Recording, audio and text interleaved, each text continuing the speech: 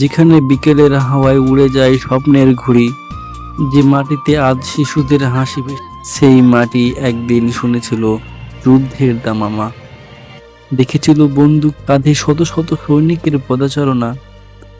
এই নীরব ঘাসের নিচে লুকিয়ে আছে অগণিত পদচিহ্ন, যাদের নাম ইতিহাসের পাতায় লেখা নেই, তবু তাদের সাহস আজও এই বাতাসে বেঁচে আছে। হ্যালো বন্ধুরা, আজকে আমরা চলে আসলাম আরো একটা নতুন ভিডিও নিয়ে।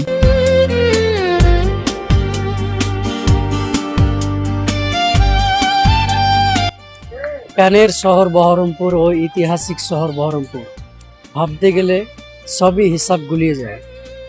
কোথায় যাবেন আর কোথায় যাবেন না, কোনো জায়গায় ছাড়ার নয়, এমনই এই শহরগুলির মহত্ব। তেমনটাই আজকে আমরা চলে আসলাম Baharampur square field.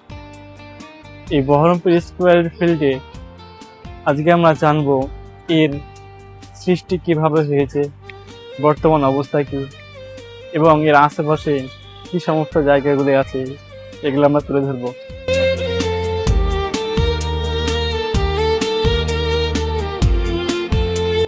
Baharampur square field বা ব্যারাক স্কোয়ার শুধু একটি খেলার মাঠ নয়, এটি ভারতের স্বাধীনতার ইতিহাসে অত্যন্ত গুরুত্বপূর্ণ একটি স্থান। 1757 সালের ব্যাটেল অফ প্যালাসির পর ব্রিটিশ ইস্ট ইন্ডিয়া কোম্পানির বাংলার উপর তাদের নিয়ন্ত্রণ প্রতিষ্ঠা করে। এরপর 1767 সালে নবাব মির্জাফরের কাছ থেকে প্রায় 400 বিঘা জমি লিজ নিয়ে এখানে একটি বিশাল সেনানিবাস নির্মাণ করে।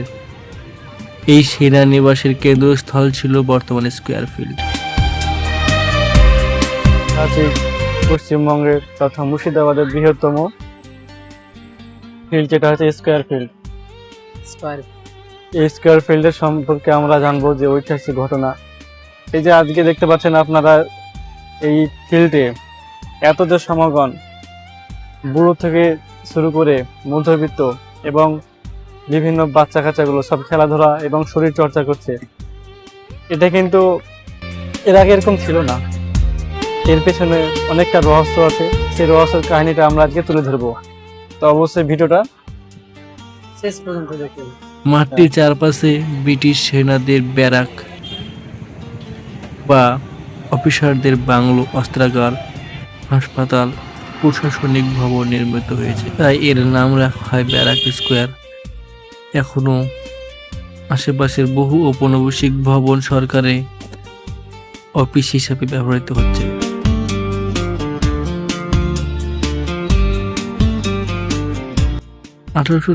সালের 17 ফেব্রুয়ারি বহরমপুরে এই ব্যারাক স্কোয়ার জাতীয় সিপাহীর নতুন এনফিল্ড রাইফেলের কার্তুজ ব্যবহারের আপত্তি জানান।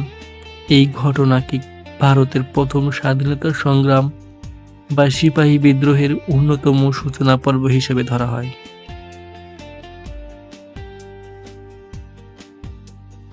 স্কোয়ার ফিল্ডের আয়তন প্রায় 40 একর। এটি ভারতের অন্যতম প্রাচীন ক্যান্টনমেন্ট বা সেনানিবাসের এলাকার অংশ। আশেপাশে এখনো 200 বছরেরও বেশি পুরনো ব্রিটিশ আমলের বাংলো ও ভবনের অস্তিত্ব রয়েছে।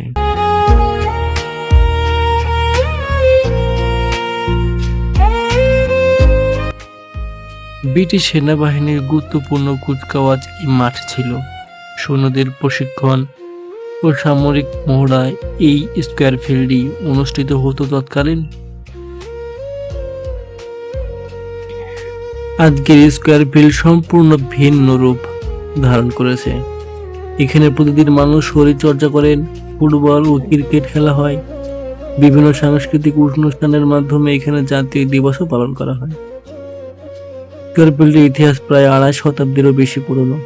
এটি ভারতের প্রাচীনতম ব্রিটিশ ক্যান্টনমেন্টগুলির অন্যতম। আজও বহু ঐতিহাসিক ভবন, সরকারি কলেজ কাজে এই ভবনগুলি ব্যবহৃত করা হয়েছে।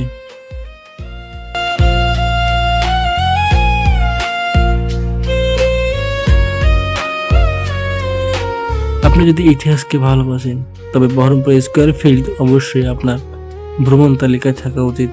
এখানে দাঁড়ানো শুধু একটি মাঠ নয়, অনুভব করবেন সময়ের দীর্ঘ যাত্রা।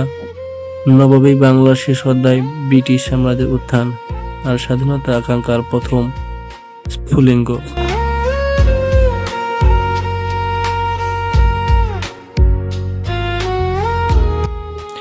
বহরমপুর স্কোয়ার ফিল্ড আজও নীরব মনে ফিরিয়ে দেয় স্বাধীনতা হঠাৎ করে আসেনি। এর পেছনে রয়েছে অসংখ্য পরিচিত ও অপরিচিত মানুষের সাহস, প্রতিবাদ ও আত্মত্যাগ।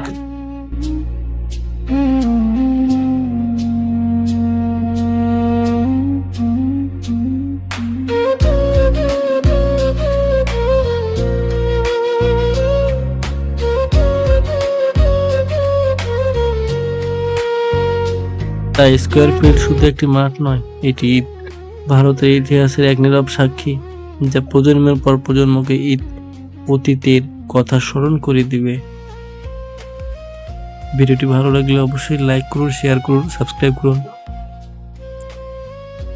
ধন্যবাদ।